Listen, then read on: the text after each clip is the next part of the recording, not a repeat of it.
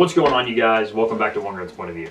So, back from the range with the PSA build. Now, not surprising, we had zero malfunctions, zero issues, and the rifle ran just as well as you would think it would run. So, what I'm going to do really quick, this will be a pretty short little video, is I'm going to take this thing apart real fast and show you guys after 500 rounds if we're seeing any sort of uneven wear or some sort of problem that may be arising early on, because this is a more budget build.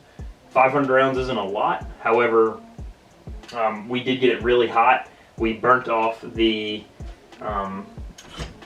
bring this over for you guys, we actually cooked off the shiny black finish that was on everything. This stuff is now like kind of sparkly. The gun is still running just fine. You know, it was doing great while we had it out there, but even the muzzle device, you can see, looks like it has been cooked a little bit. So we got this thing pretty hot, and as fast as we got it, as hot as we did, really didn't give it a chance to cool off. We do plan to go back, put another 500 rounds through it, but I'll tell you more about that in a minute. So I'm going to bring you guys closer so that way you can see what I'm doing, and then we'll go from there. Take this thing apart really fast. So upper and lower separated on the bolt. Actually does not look too bad wear wise. That coating that was on the bolt, is that like super slick shiny coating, is still there.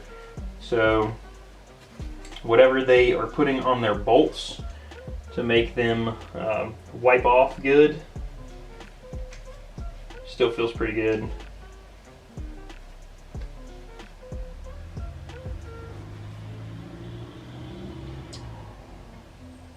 So really nothing crazy. Wear wise, there is some uneven wear on the top of the bolt here. So I don't know if you guys will be able to see this, but there, it's a little bit more worn on this side versus this side. And that could just be where the bolt is coming in contact with the receiver. Again, the receiver itself could be slightly more bulged on one side, or however they machined it, or it could just be the coatings on the bolt are just not that great. The receiver itself, tons of brass mark right here, which not sure if you guys can see that. Get in the light, maybe you can see it a little better.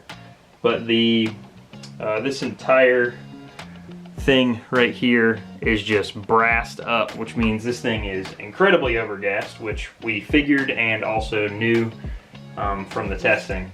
The barrel, nothing crazy. I think one of the blim spots, no, that's not, it's just mainly that finish. That super shiny finish that was on it is kind of cooked off. A lot of this stuff had like those little metal sparkles on them where we baked off the finish that was on it. But that's not really a big deal. I don't really care what this thing looks like. I just wanted it to perform. Again, the rifling in the barrel looks fine. The crown from here looks okay. Muzzle device still tight, nothing's loose. Lower looks like pretty good, even impact on the buffer from the bolt, which is good. That means the bolt's not dragging somewhere. The trigger, like the hammer surface, looks fine. I mean, again, like the finish and stuff's coming off, which don't really care. If you care that your finish isn't gonna last forever, I mean, that's up to you, but I really don't give a shit. But everything looks just fine. So Super cool. Check the gas rings. Gas rings are perfectly fine. The firing pin, not chipped, so that's good. Yeah, so like expected, the $500 rifle did exactly what it was supposed to do, which is it ran with everything that we put through it. And I am gonna update some stuff, but that's gonna be for a later video. As always, thank you guys for stopping by, and we'll catch you around.